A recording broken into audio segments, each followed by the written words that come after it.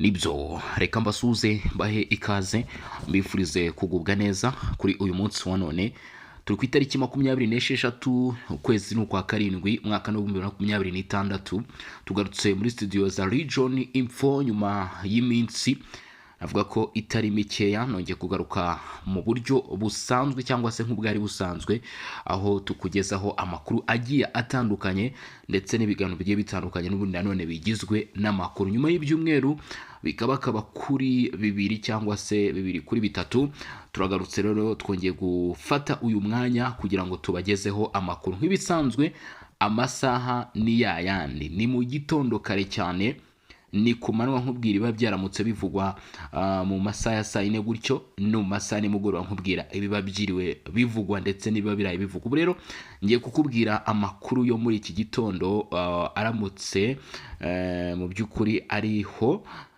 biramutse bivugwa mu bice bigiye bitandukanye. Nshimira abantu cyane bagiye bakanda subscribe kuri Region Info ndetse na n'uyu munsi mukaba mugikomeye kugukanda subscribe 2026 kabisa tumaze gukanda subscribe kubera ko nanjye narayikanze ntabwo ibi ngibi nkubwira nkubeshya nanjye nakanze subscribe 2026. Nshimira abantu bo muri groupe yacu ya WhatsApp ya Songa Mbere mukomeje kubana natwe na link ya groupe ya Songa Mbere ndayishyira hano muri comment ndetse link nanone nshaka kugira ngo mbagezeho ni link ya chaîne yacu nshya tukugezaho amakuru 5 kuri 5 nanone ya Rwanda Political kubera ko uyu muyoboro nubwo twihangana tukaza twabanyurizaho amakuru murabizi ko wagiye ugira ibibazo n'ibintu nagiye ngarukaho cyangwa se nagiye nkomozaho kuva no mu minsi yashize nkubwira situation zose uko zimeze. Hanyuma niba wabibonye rero muri kino gitondo, niba warungurutseho kuri titre, niba warungurutseho kuri thumbnail,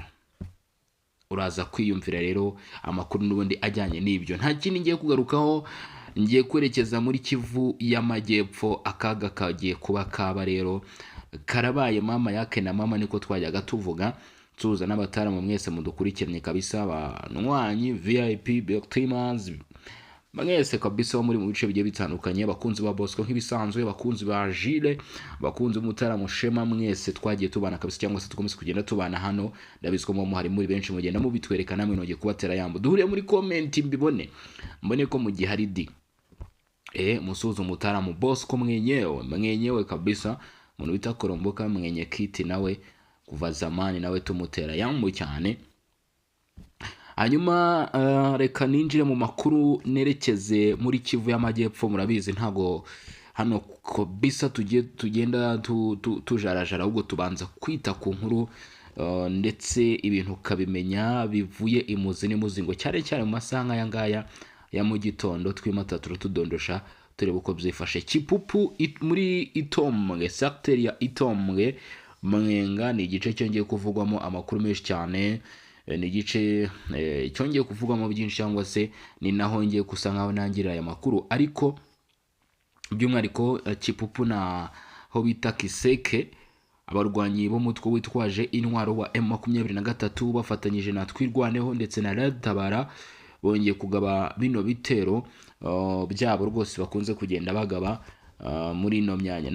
Ntabwo ibi bitero navuga ko biri buze kuba bibi kuri bamwe abantu batekereza hafi, navuga ko bavoma hafi, ntabwo bari buze gutekereza noneho bino bitero eske ibi bitero bisobanuye iki cyangwa se ibi bitero bivuze iki. Ibi bitero rero byaje kugabwa Kasake ndetse na Itombwe ni ibitero bigiye gutuma noneho zino nyeshyamba za 23 isi yose ibona ibyo uruhande rwa leta Kongo rumaze iminsi ruvuga cyangwa se rwagiye rutangaza. Ubu tuvugana uyu munsi Uvira ayo 23 yayivuyemo ku gitutu cya leta z'ubumwe za Amerika. Murabizi ku masezerano nubwo twari mu bijyanye n'amasezerano ya Washington 2025, none uyu munsi izi nyeshyamba zirimo ziragenda zigana muri bino bice. Nanone kandi ikirenzeho izi nyeshyamba ziravuga yuko zishaka gufata Baraka, bice byo muri Fizi bigiye bitandukanye, bakavuga ko bashaka kubyigarurira. Ibi rero zino nyeshyamba nuko zitabizi biraza gukurira akaga gakomeye cyane zino nyeshyamba mu buryo bumwe se cyangwa ubundi. Ibi ni ibyago bikomeye cyane kuri zino nyeshyamba, mutangire muhore murore rero. gusa reka maze nkubwire ko igisirikare cya leta ya Repubulika Iharanira Demokarasi ya Kongo aricyo FARDC, nyuma yo kubeshywa na Leta Zunze Ubumwe za Amerika, nyuma yo kubeshywa na UN, nyuma yo kubeshywa na SADC, bakabeshywa na Aircraft, ubu tuvugana igisubizo kigomba kuva mu banyekongo, kandi ibi ngibi bikaba bigomba gutangira kubahirizwa.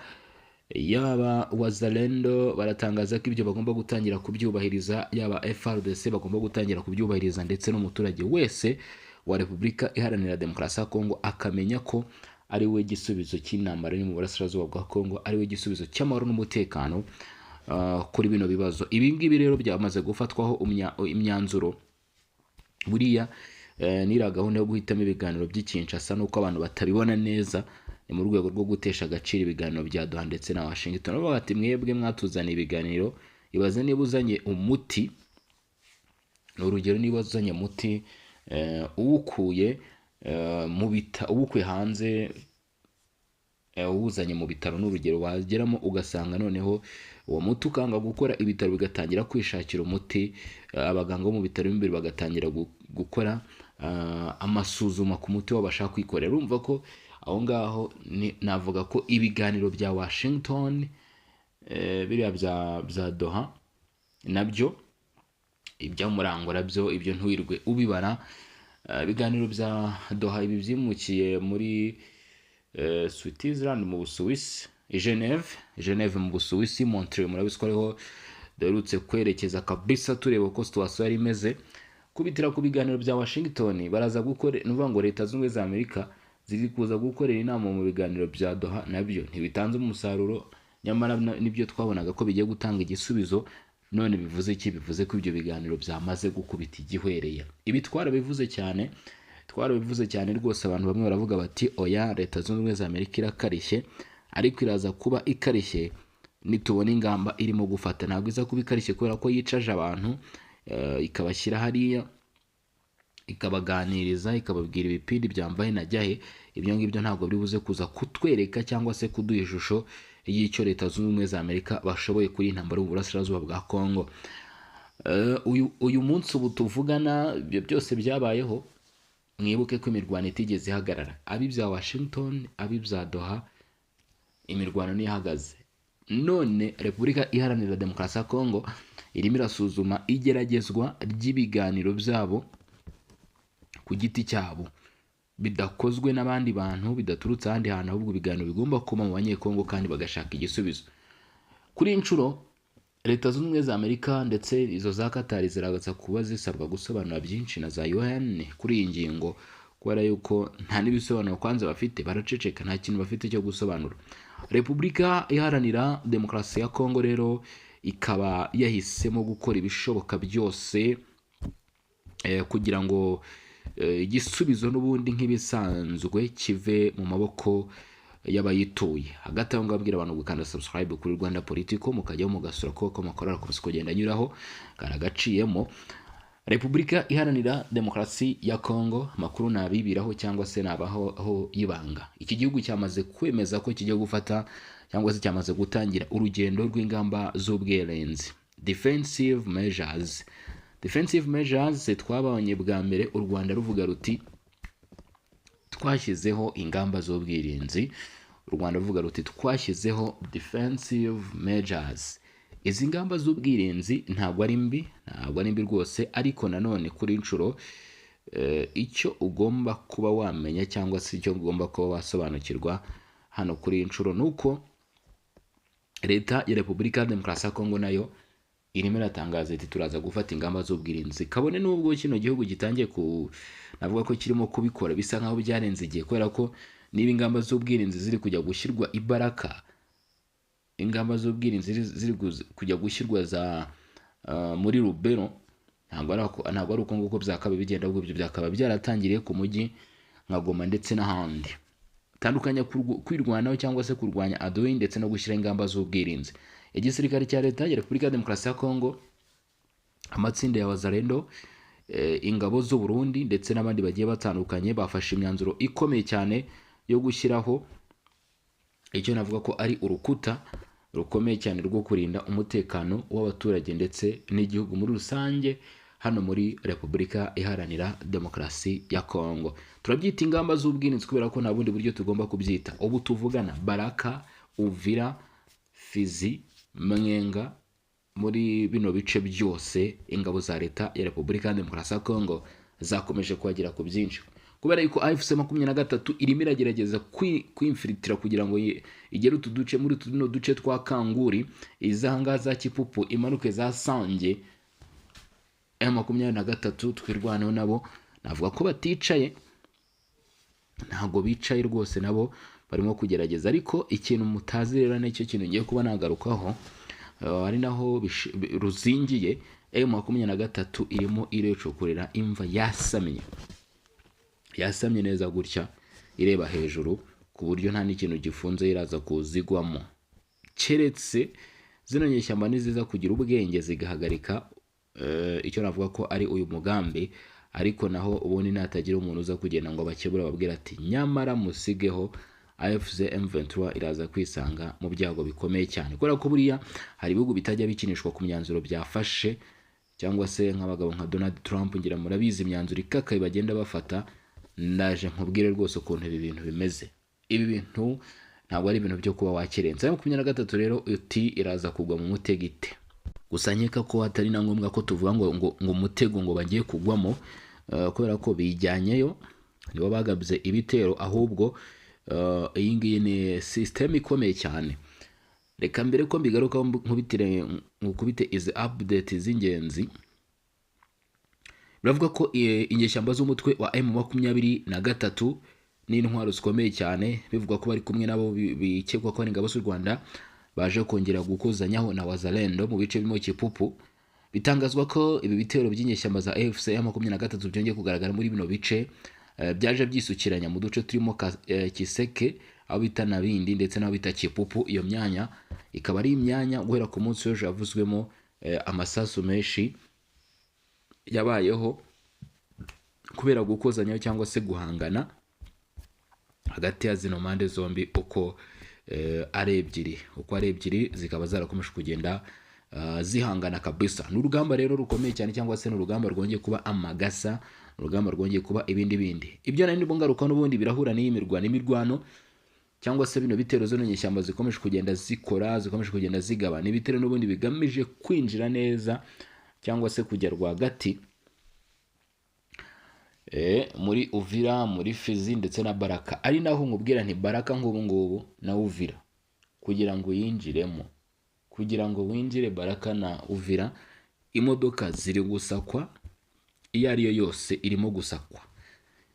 Ikindi kandi nanone n'abagenda ku butaka n'abagenda n'amaguru nabo biri kubanza kugenzurwa, kugira ngo mu by'ukuri abantu bamenye uko byifashe cyangwa se uko bimeze. Ubu tuvugana nyamara M23 nishaka ize kwitonda cyane, cyangwa se tangira igende gake. Amakuru yemezwa neza cyangwa se amakuru atangazwa avuga yuko ingabo za leta ya Kongo zakiriye amakuru avuga ko umutwe wa M23 urimo kwinjira buhoro buhoro muri ino myanya. Ariko nanone icyo ugomba kuba wamenya, izi nyeshyamba uko ziri gusatira Uvira, tuvuge no kuri Uvira yonyine gusa, tureke no ku bya Baraka, wenda tureke hanga muri Kipupu hamaze iminsi hanavuga imirwano. Iyi Uvira inyeshyamba za AFC 23 ziramutse zizi ubwenge, cyangwa se baramutse batekereza, baramutse bakunda ubuzima, amagara yabo ndetse n'ubwenge bwabo, iyi Uvira M23 yakayirebye ikireba. M23 yakayirebye, yamara kuyireba nayo ikizenguruka ikireba ikavuga iti se biraza kugenda bite nituramuka dufashe ino Uvira? Ese inyungu irimo niyo nyinshi cyangwa se igihombo kirimo nicyo cyishe, cyangwa se ahubwo bino bice iki ni igice cyo kigiye kuba cyadusigira akaga? Urumva ngo ibintu M23 itaze, Uvira ntabwo imeze nka Bukavu, Uvira ntabwo imeze nka Goma. iyi Uvira uyu munsi navuga ko ni Uvira irinzwe na Leta Zunze Ubumwe za Amerika, ni Uvira ihagazeho idarapo rya Leta Zunze Ubumwe za Amerika, wabyanga wabyemera, ni Uvira rwose.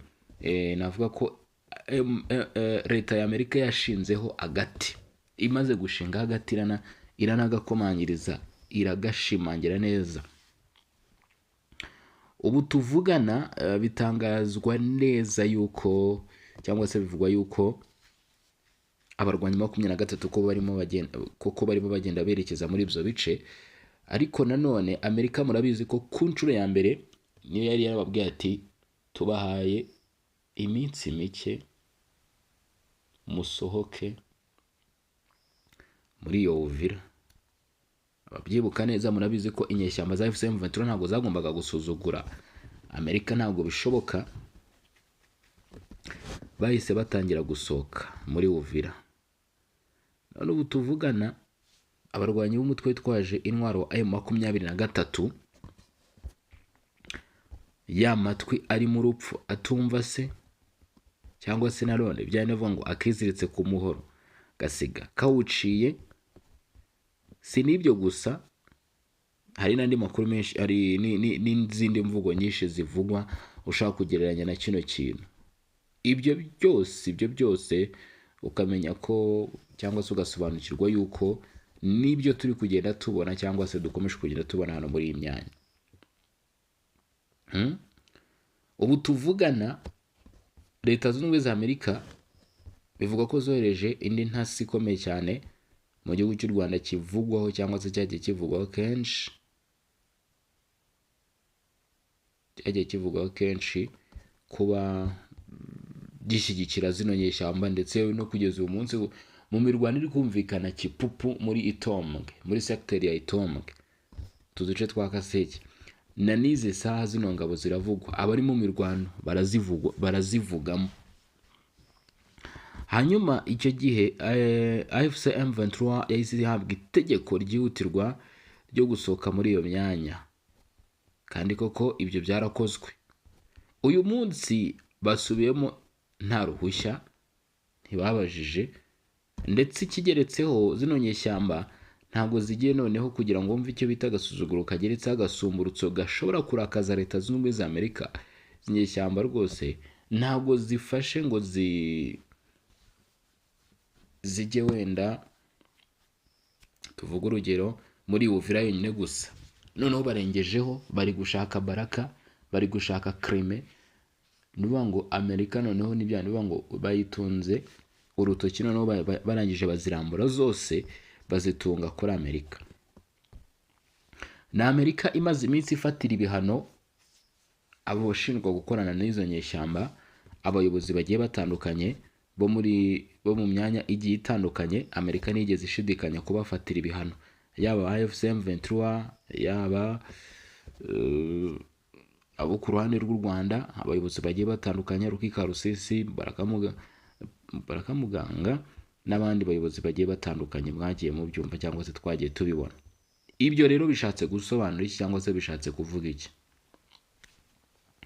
Ibyo uraza kumenya neza yuko nihatagira igikorwa ari byo biri buze kongera noneho kubyutsa cya kibazo, tubone noneho kirushaho kugenda gikara, tubone kirushaho kugenda gikomera. Cyokoza izi nyeshyamba za AFC 23 nibaramuka bakandagiye kuri Uvira, bamenye yuko nibibagwa amahoro n'ibindi bice mu by'ukuri, tuzamenya ko ubwo Amerika, twavuga ko nyine Amerika izaba nyine nayo yaraguze iyi ntambara, yaraguzwe muri iyi ntambara, kubera ko niba igice Amerika ku nshuro ya mbere yaravuze ati musohoke muri iyi myanya, kuri inshuro tukabona none bari kwinjira nk'abinjira iwabo. Amerika none igaceceka, imaze iminsi inafata ibihano, raporo zimaze iminsi zisohoka. Ubwo Amerika iraza kudusobanurira iki mw'abantu mwe? Mumubwire namwe aho ngaho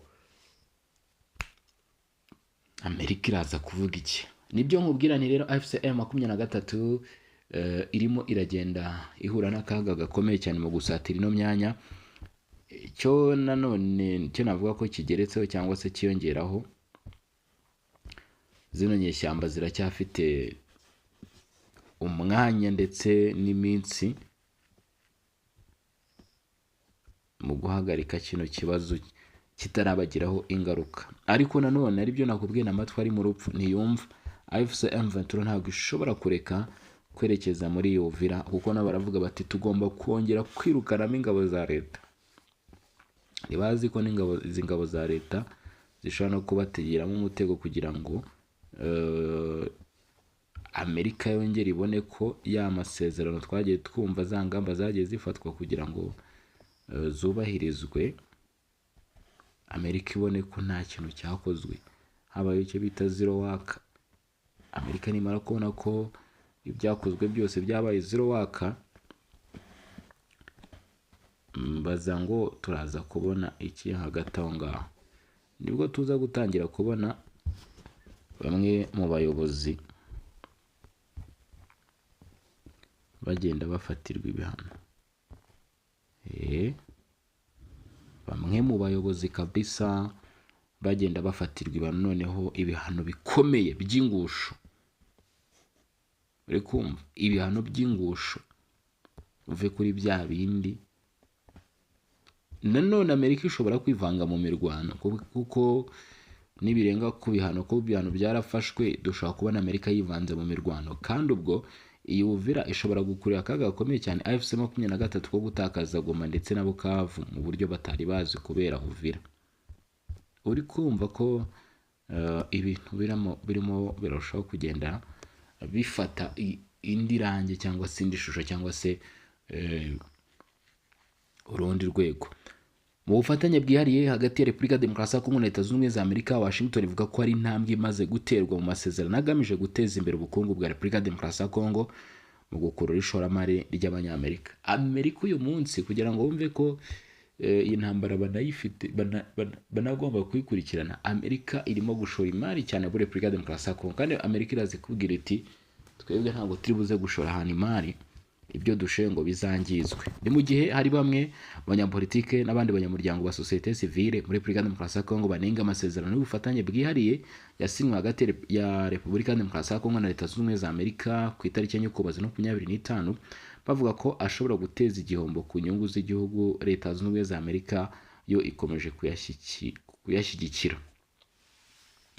Mu nama yo ku rwego rwo hejuru y'akanama k'umutekano ka Loni yateranye tariki 22 Nyakanga, yasuzumaga imicungire y'umutungo kamere nk'ishingiro ry'amahoro n'umutekano n'iterambere. Uwo bita Tammy Bruce uhagarariye Amerika wungirije muri Loni yashimye Repubulika Demokarasi ya Kongo kuba yarazanye iyo ngingo ku murongo w'ibyigwa mu gihe ariyo iyoboye akanama k'umutekano muri uku kwezi kwa Nyakanga. Yavuze ko iyo nama igamije gushishikariza ibihugu gucunga neza umutungo kamere kugira ngo ube umusingi wo gukumira amakimbirane, guteza imbere ubufatanye mpuzamahanga, iterambere rirambye n'ubukungu busangiwe. Tammy Bruce yibukije ko muri Ukuboza mu kwezi kwa 2025 Perezida Donald Trump yashyikiriye kandi ayobora ibiganiro byavuyemo amasezerano ya Washington y'amahoro n'isezerano hagati ya Repubulika Demokarasi ya Kongo n'u Rwanda. Yibukije ku masezerano y'amahoro yasinywe muri Kamena 2025. Anasobanura ko amasezerano ari intambwe ikomeye ishobora kuzana amahoro arambye n'iterambere mu karere k'ibiyaga bigari, aho yongeye ko amasezerano y'ubufatanye bwihariye hagati ya Amerika na Repubulika Demokarasi ya Kongo agamije kubyaza umusaruro ubushobozi bw'ubukungu bwa Kongo no gushyiraho uburyo bworohereza ishoramari ry'Abanyamerika n'ibihugu bifatanya na Amerika. Nk'uko yabivuze, aya masezerano azafasha guteza imbere ibikorwa remezo koherezwa ibicuruzwa hanze, guteza imbere ubumenyi n'ubushobozi bw'abakozi ba Kongo no guhanga imirimo myiza hirya no hino mu gihugu. Yavuze kandi ko Amerika itangiye kubona ibimenyetso by'uko aya masezerano atanga umusaruro. Mu byo yatanzeho urugero harimo umuhora wa Lobito Corridor uzahuza Repubulika Demokarasi ya Kongo n'icyambu cya Lobito muri Angola. Uyu mushinga uzoroshya ubwikorezi bw'amabuye y'agaciro, wongera ubucuruzi hagati ya Afurika yo hagati, Amerika n'Uburayi. Muri Repubulika Demokarasi ya Kongo uyu mushinga watangiye gushyirwa mu bikorwa nyuma y'uko inama y'abaminisitiri yemeye ubufatanye n'ikigo Motel Angel SA bugamije kuvugurura umuhanda wa gari ya moshi uhuza Dilolo, Kolwezi, Lubumbashi ndetse n'aho bita Sakania. Aya magambo aje akurikira ishyirwa mu bikorwa ry'amasezerano yasinywe ku itariki y'Ukuboza hagati ya Kinshasa na Washington, aho Repubulika ya Demokarasi ya Kongo yari ihagarariwe na Vice Minisitiri w'Intebe ushinzwe ubukungu Daniel Mukoko Samba na Minisitiri w'Ububanyi n'Amahanga Tracy Kaikwamba Wagner. Aya masezerano yashyizweho agamijwe kurushaho kurinda urwego rw'ubucuruzi bw'amabuye y'agaciro y'ingenzi ku isi, kandi akaba yubakiye ku nkingi eshatu z'ingenzi: kurinda no gucunga neza amabuye y'agaciro y'ingenzi binyuze muri Strategic Asset Reserve izaha Amerika uburenganzira bwo kubanza gusuzuma imishinga ijyanye n'ayo mabuye, gushyiraho Strategic Minerals Reserve izafasha gutuza isoko ry'amabuye y'agaciro, guteza imbere kuyatunganyiriza imbere mu gihugu no guteza imbere ubukungu bwa Kongo. Hari gushyigikira ibikorwa remezo birimo umuhora wa Sakania Lobito, umushinga wa Grand Inga, inganda zitunganya amabuye y'agaciro ndetse n'indi mihora mishya y'ubucuruzi. Aya masezerano anateganya kuvugurura amategeko y'imisoro n'imiyoborere kugira ngo arusheho gukurikira ishoramari, gushyiraho serivisi imwe ihurizwamo ibikorwa by'ishoramari, kurwanya icuruzwa ry'amabuye y'agaciro mu buryo butemewe n'amategeko no gutunganya neza urwego rw'ubucukuzi bw'amabuye y'agaciro bukorwa n'abaturage ku giti cyabo. Aho ngaho uraza gusanga ko ari by'Amerika na Repubulika ya Demokarasi ya Kongo bumvikanye. Ibyo bamwe bavuga bati aya masezerano yakaba yatangira gushyirwa mu bikorwa atari ko arimo kudindira, hageretsweho n'andi masezerano ajyanye n'ubucukuzi bw'amabuye y'agaciro, ariko nabyo bikavugwa ko uyu munsi bikigenda bigura intege nyine, bakavuga yuko basaba ko hagira igikorwa. Ngayo nguko rero, reka njye mbashimira mwene mwakoze cyane kudukurikirana, mwakoze cyane kubana natwe. Kanda subscribe hano, kanda subscribe kuri Rwanda Political, ubundi tuzajya turushaho kugera tubana umunsi ku wundi, biganiro ku bindi, amakuru agiye atandukanye, byose uzajya ubimenyera hano ndetse no kuri Rwanda Political. Mugire ibihe byiza.